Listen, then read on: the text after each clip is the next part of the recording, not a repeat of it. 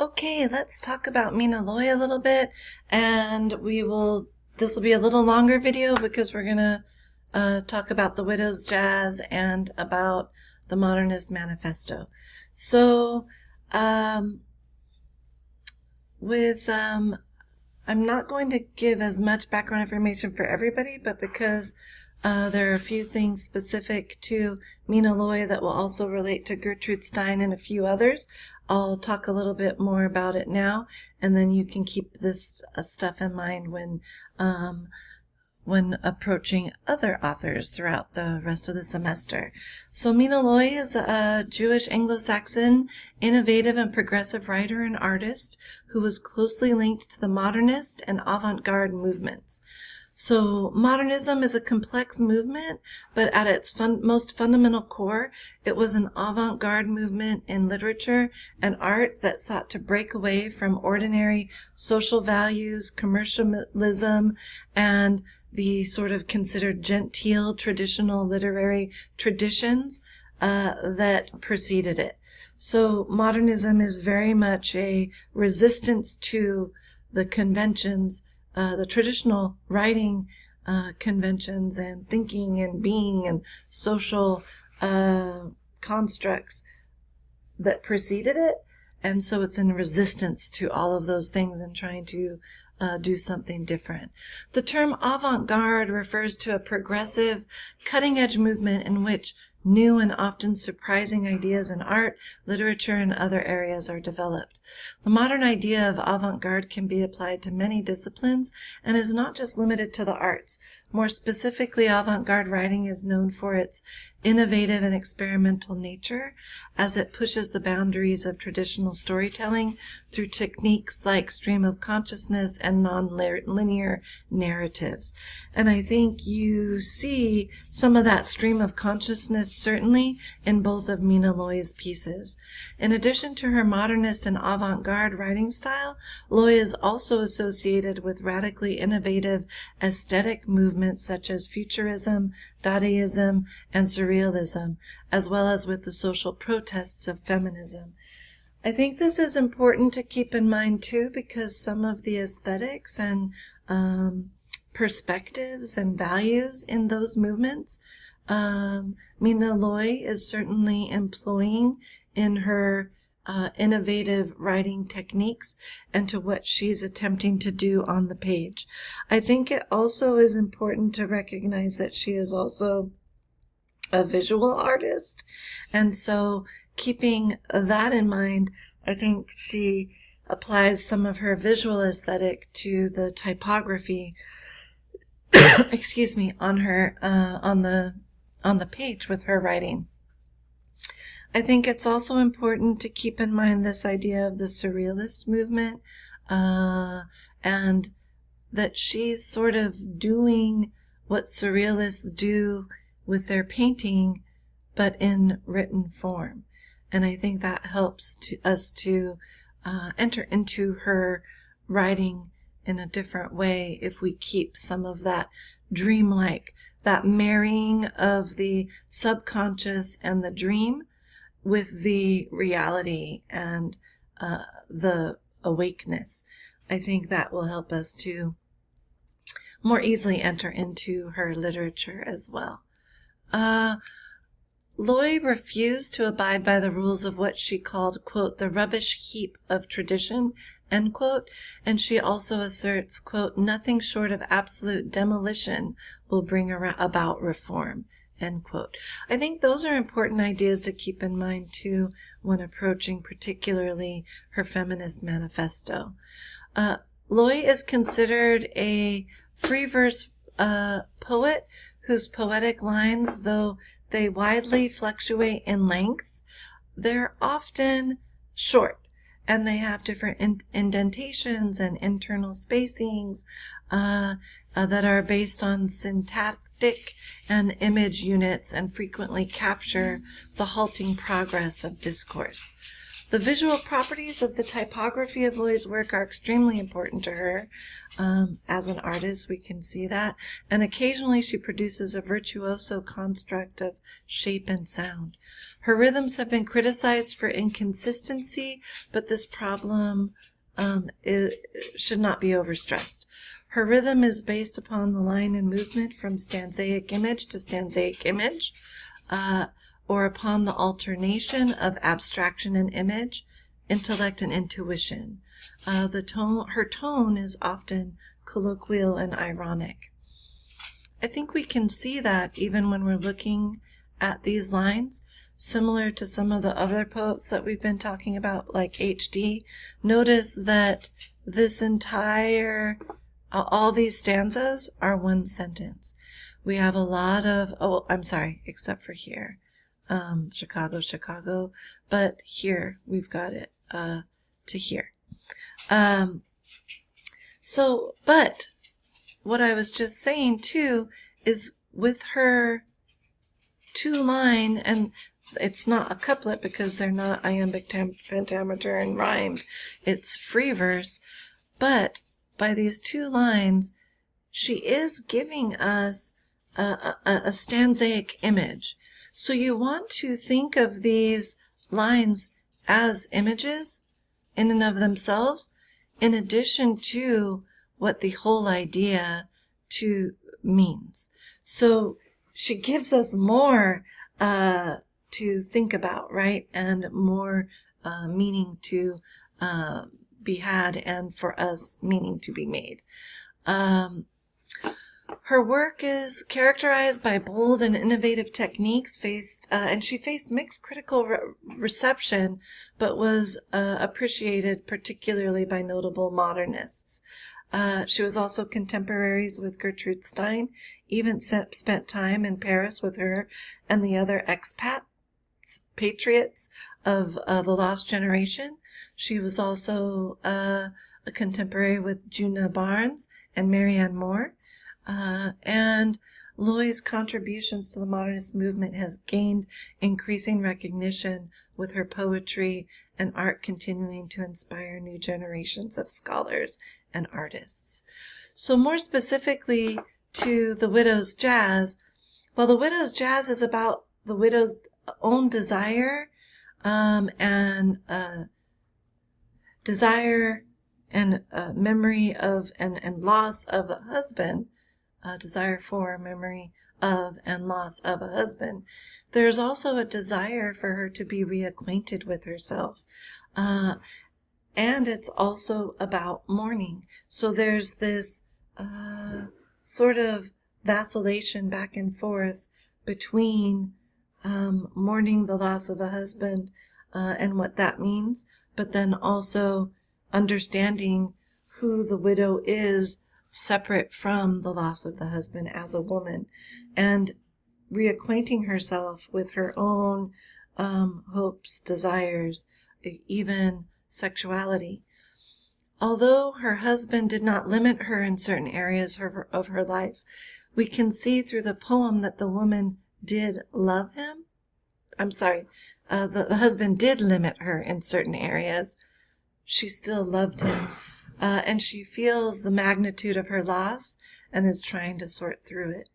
In addition to the widow's journey at the heart of this poem, there's also an argument about oppression, female oppression, but also the oppression of Black people, of African Americans. And there's also a sort of connection being made between those two groups of oppressed people, widows and people of color, and how they are connected through the act of oppression. There's also an address of duality, primarily between white and Black people and their experiences. And as I said earlier, the poem serves as a lament and even a sort of elegy for Arthur Craven, who was Miina Loy's husband, and the love that she shared with her husband. Just a little background, when we get down to, notice that we have a lot of ideas coming forward before we actually get to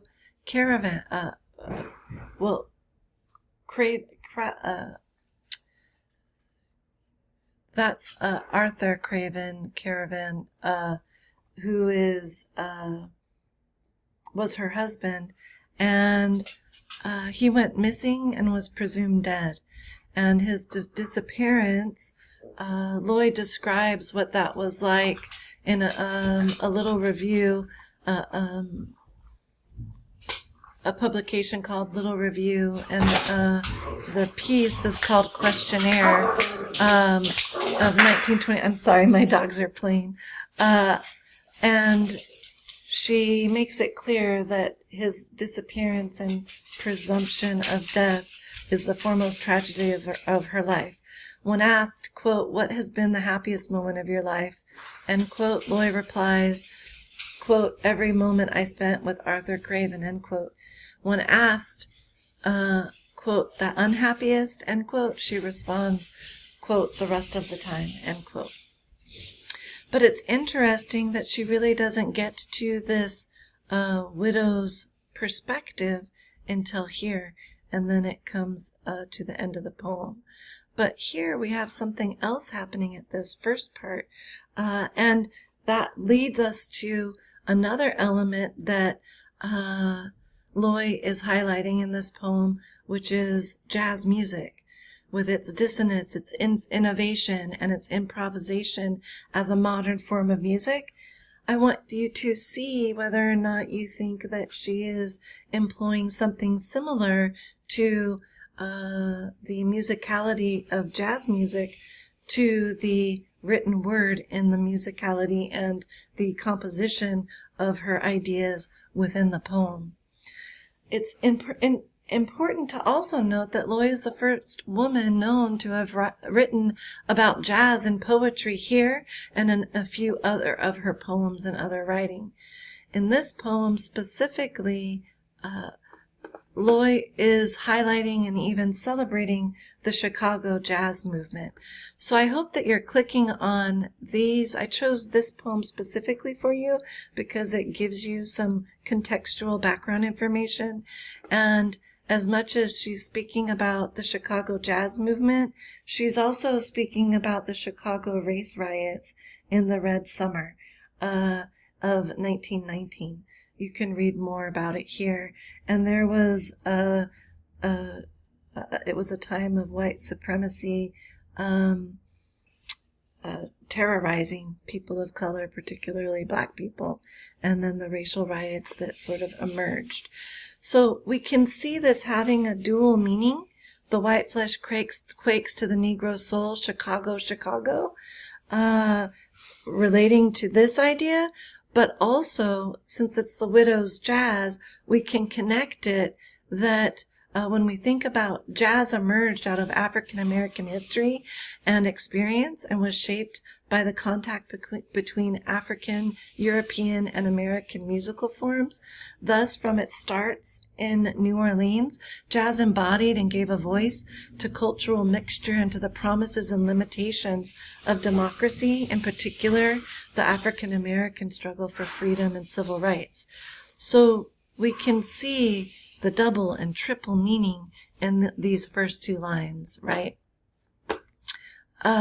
Then we move into what's being said about this wail. I think it's so important to consider this unintelligible, this impossible to explain sort of wail.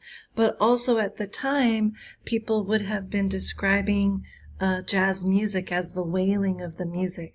So there's going to be this beautiful interplay between a sort of racial commentary about white and black people and the oppression of black people from white people, in addition to the beauty of jazz music and how it kind of ensnares people and certainly intrigue people, particularly white people at the time. So I think you can read through and see sort of more what this is. Here we have, this is some interesting language being used, had the moon in their eyes, white men quit his actin' wise, colored folk have de moon in their eyes. This would be trying to use colloquial language of the time or earlier, maybe even connecting it to the institution of slavery. And it's also interesting to think, is this coded language that Black people were using to make white people feel more comfortable about their racist proclivities or their enslavement or their prejudices, to feel less fearful of or challenged by the knowledge and intellect and experience of Black people? Some interesting things to think about. And then the wind instruments. So notice bringing in the different ideas of the jazz instruments.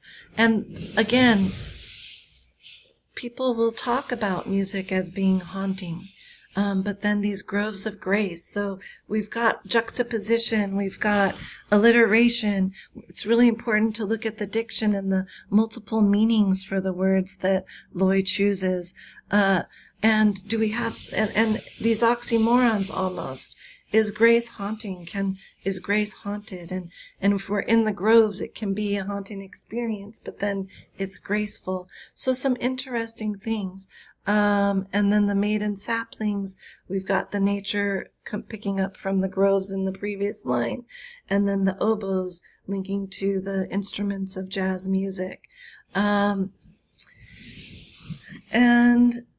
then there's so much more I can share with you. I also want to bring forward, we've got the pruned contours dissolve in the brazen shallows of the dissonant revolving mimes. So we've also got some sort of sexual ideas coming through, especially, and sensual ideas coming through, and of the encroaching eros in adolescence. So we're even have this allusion to Cupid, right? Or it's the Greek eros, who's connected to sexual love, the Roman Cupid.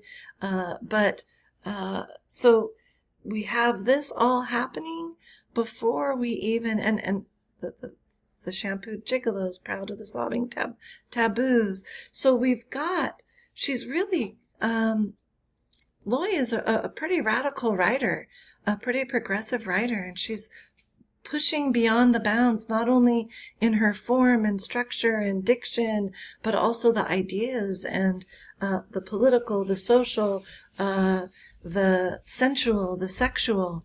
The black brute angels in the human gloves bellow through a monstrous growth of metal trunks.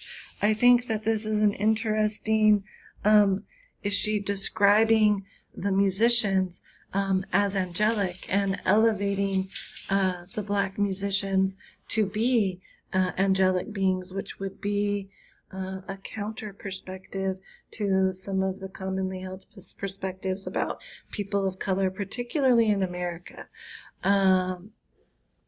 Impish music crumbles the ecstatic loaf before a swooning flock of doves. So again, we've got that idea. Doves have some religious connotations, particularly with the Judeo-Christian Bible. The dissonance, that's sort of what's happening.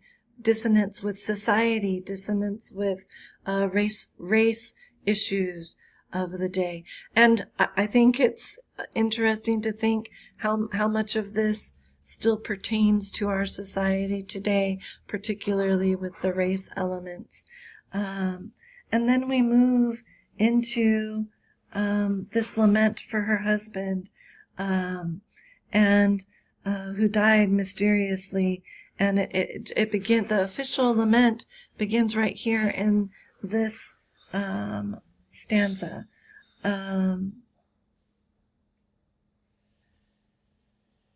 And then we get seared by the flames of sound. The widowed urn holds impotently your murdered laughter. It's is there sacrifice for the husband? Is the widow a sacrifice in some way? And you can also think, is the music consuming and dissolving? Is it burning her? So it's so fun to have these double, triple readings all at once, right? So I encourage you to go back and look at this. Husband, how secretly you cuckolded me with death. This is one of the famous lines. It's almost as if what she's saying is, you cheated on me with death because you chose death instead of me.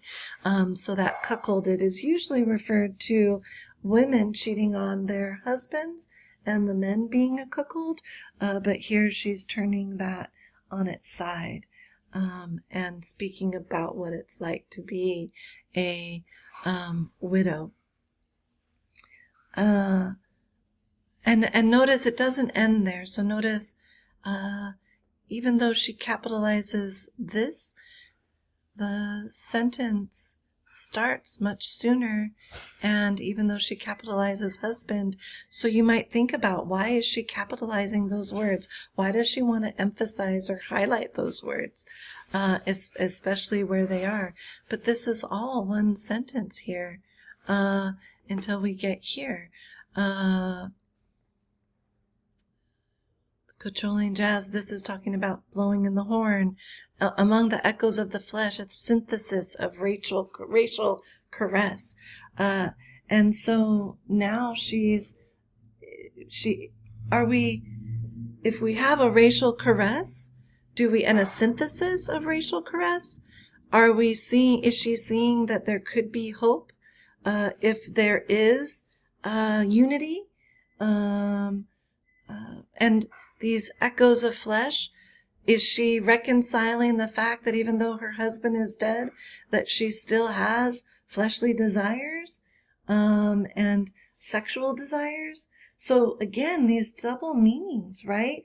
And then we have the highest, the seraph, the highest among the angelic beings, per the Judeo-Christian Bible. And then the ass is the lowest. It's like the imp and ass, lofty ideas, right? In this unerring Esperanto of the earth converse of ever-lit delight, this eternal happiness, as my desire receded to the distance of the dead, is she free in a way? Is it receded, the distance of the dead? Is what's she saying about her own desire, about her own oppressor, about the white oppressors of the black people? Searches the opaque silence of unpeopled space. This is so fascinating, this conclusion, because opaque, think murky, you can't see through it. And so searches the opaque silence. And how is silence murky? Such a beautiful turn of phrase. And what does she mean there? And it kind of, there's not a transparent return to life.